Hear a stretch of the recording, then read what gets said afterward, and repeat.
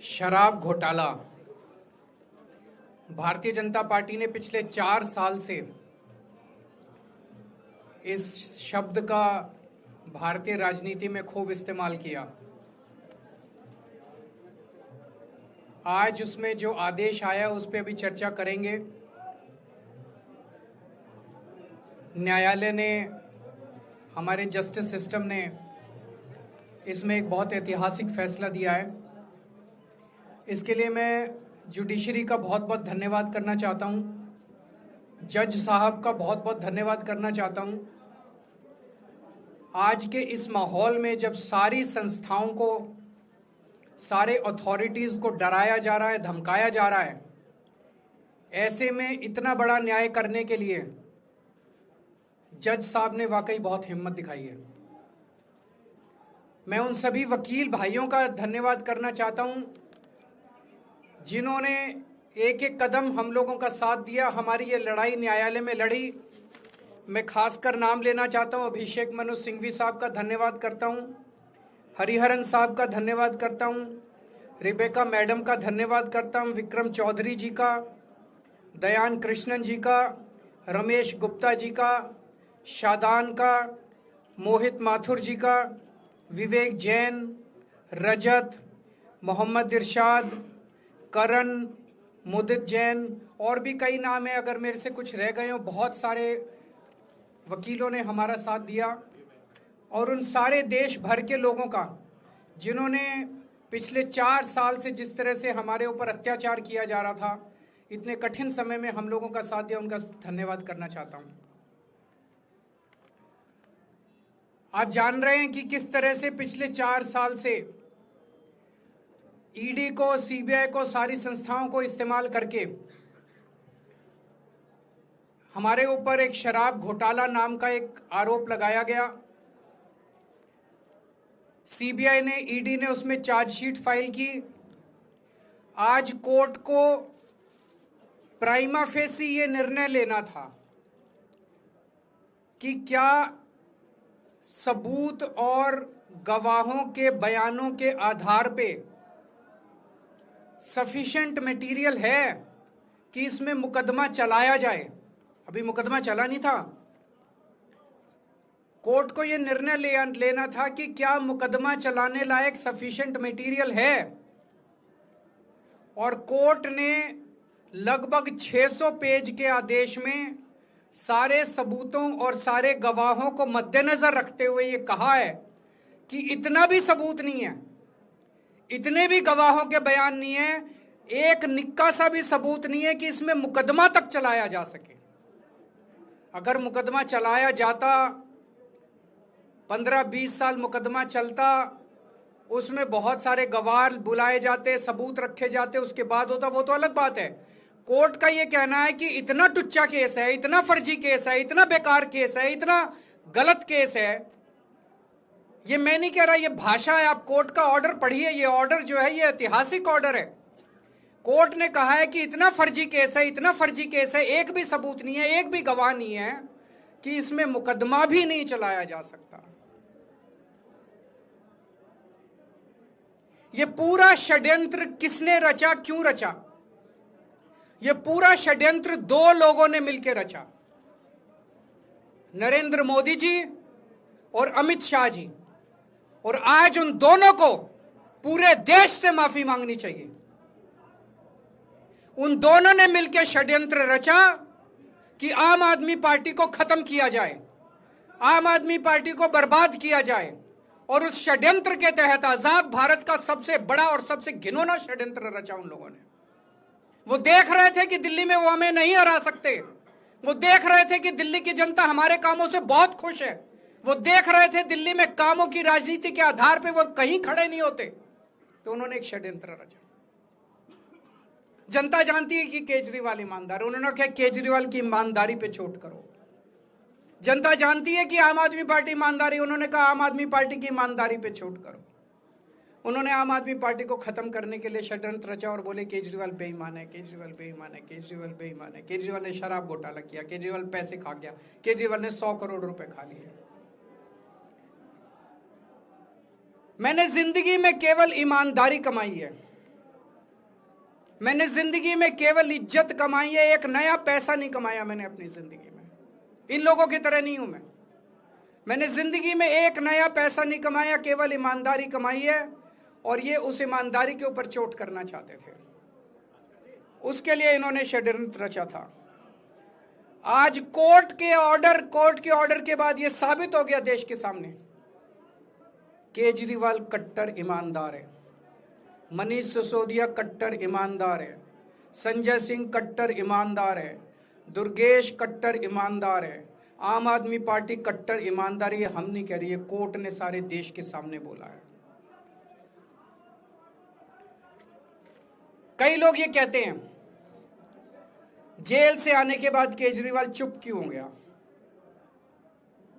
केजरीवाल गायब हो गया, केजरीवाल कहां गया। मैं कोई नेता नहीं हूं, मैं कोई पॉलिटिशियन नहीं हूं। पॉलिटिशियन को फर्क नहीं पड़ता, उनको 4 गाली दे दो, मोटी चमड़ी होती है उनकी। मैंने जिंदगी में केवल ईमानदारी कमाई है। मेरे को जब कोई बेईमान बोलता है मुझे फर्क पड़ता है। मेरे को जब जेल भेजा जाता है, मेरे परिवार के ऊपर ताने मारे जाते हैं, मेरे को फर्क पड़ता है। केजरीवाल को फर्क पड़ता है। इसलिए मैंने तय किया था कि जब सारे देश के सामने मैं निर्दोष साबित हो जाऊंगा तब तक मैं चुप रहूंगा। आज मेरे दिल से बहुत बड़ा बोझ उतर गया।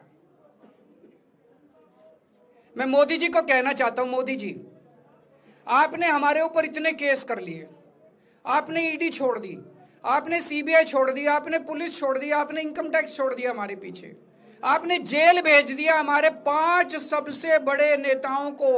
आम आदमी पर एक समय ऐसा था जब आम आदमी पार्टी के सबसे टॉप के 5 नेता जेल में थे एक साथ। उसके बाद भी केजरीवाल का कुछ नहीं बिगाड़ सके। अब तो एक ही तरीका बचा है मोदी जी केजरीवाल से निपटने का, केजरीवाल का कत्ल करवाना पड़ेगा, केजरीवाल की हत्या करवानी पड़ेगी। उसके अलावा अब केजरीवाल आपसे संभलने वाला नहीं है।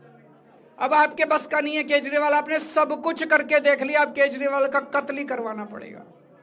और एक तरीका है, मैं पहले भी बोल चुका, लेकिन वो मोदी जी के बस का नहीं है। मैंने 500 स्कूल बनवाए दिल्ली में, आप 5000 स्कूल बनाओ। मैंने दिल्ली की सड़कें अच्छी करी, आप पूरे देश की सड़कें ठीक कर दो, देखो केजरीवाल को कोई पूछेगा ही नहीं। केजरीवाल ने 200 मोहल्ला क्लिनिक बनाया, 20,000 मोहल्ला क्लिनिक बनाओ। आप तो देश के प्रधानमंत्री हो, अरे अच्छे काम करो ना। वो नहीं होता मोदी जी से, वो मोदी जी से नहीं होता। मैं उनको कहना चाहता हूं, प्रधानमंत्री जी, केवल सत्ता की जो प्रधानमंत्री मोदी जी की और अमित शाह जी की सत्ता की हवस है, ये उसका नतीजा है जो ये षड्यंत्र रचा गया। और इस षड्यंत्र का मैं बहुत छोटा हूं, हमारे परिवार ने बहुत भुगत भोगी है। मैं जेल गया, मेरी मां बीमार रहती है बहुत ज्यादा, उसको अस्पताल में एडमिट कराना पड़ा, बहुत रोई मेरी मां, बहुत रोई। इनकी पत्नी मनीष सिसोदिया जी की पत्नी, उनको मल्टीपल स्क्लेरोसिस डिजीज है, सब लोग जानते हैं। जब सुप्रीम कोर्ट में केस चल रहा था, संजीव खन्ना जी ने कहा कि बहुत गंदी बीमारी है, उनके नीचे का पूरा पोर्शन काम नहीं करता और धीरे धीरे बीमारी बढ़ती जा रही है। हमारे परिवार ने बहुत भुगता है, लेकिन वो इंपॉर्टेंट नहीं है, हम इंपॉर्टेंट नहीं है, हमारा परिवार भी इंपॉर्टेंट नहीं है। लेकिन मोदी जी और अमित शाह जी के षड्यंत्र का खामियाजा जो दिल्ली भुगत रही है, दिल्ली के 3 करोड़ लोग भुगत रहे हैं, उसकी भरपाई कौन करेगा? आज दिल्ली में कहीं चले जाओ, सारी सड़कें टूटी पड़ी हैं, अस्पतालों में दवाइयां मिलनी बंद हो गई हैं, मोहल्ला क्लिनिक बंद किए जा रहे हैं, स्कूलों का बुरा हाल हो रहा है। पूरे दिल्ली में पोल्यूशन इतना ज्यादा कभी दिल्ली की जनता ने नहीं देखा था। यमुना का बहुत बुरा हाल हो गया है। एक चीज बता जो तो दिल्ली में इन्होंने ठीक करी हो, पूरी दिल्ली का बेड़ा गर्क कर दिया। सबसे बड़ा खामियाजा मोदी जी और अमित शाह जी की सत्ता की हवस, उसका सबसे बड़ा खामियाजा दिल्ली के 3 करोड़ लोगों ने भुगता है। दिल्ली के लोगों से जाके पूछो। आज मैं चैलेंज करता हूं मोदी जी को, मोदी जी हिम्मत है दिल्ली में दोबारा चुनाव करा के दिखा दो, 10 से ज्यादा तुम्हारी सीट आ जाए, मैं राजनीति छोड़ दूंगा। तुम्हारी 10 से ज्यादा सीट आ जाए, मैं राजनीति छोड़ दूंगा। दिल्ली की जनता त्रस्त हो चुकी है तुम लोगों से।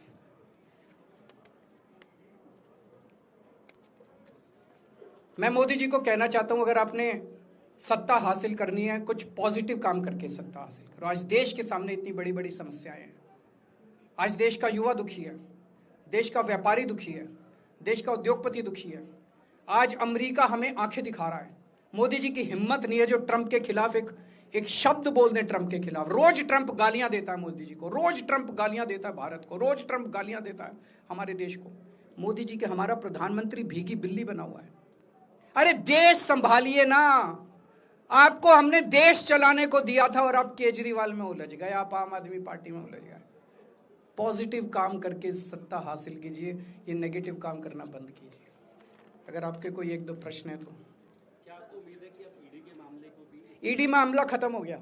सीबीआई के मामले के बेस पे ईडी था, वो अब फॉर्मेलिटी बची है। हम अगले हफ्ते एप्लीकेशन डालेंगे, ईडी का मामला खत्म हो जाएगा। कांग्रेस कह रही है कि ये बीजेपी ने जो है कांग्रेस को नुकसान पहुंचाने के लिए आपको जो है राहत दिलवा दी है। मैं आपसे पूछना चाहता हूं, केजरीवाल जेल गया, रॉबर्ट वाड्रा जेल गया, संजय सिंह जेल गया, क्या राहुल गांधी जेल गया?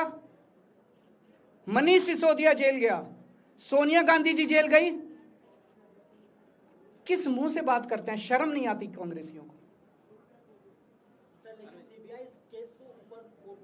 ले जाए, ले जाए, वो तो ले जाए, उनका हक है। सुप्रीम कोर्ट भी जाएंगे, हाई कोर्ट भी जाएंगे।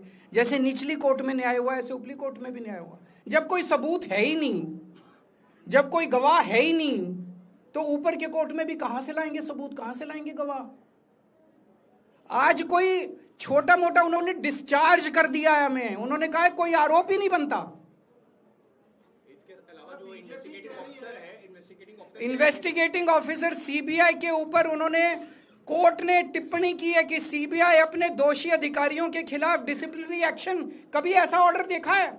इसका मतलब कितना फर्जी मुकदमा था कि सीबीआई के अफसरों के खिलाफ डिसिप्लिनरी एक्शन लिया जाएगा।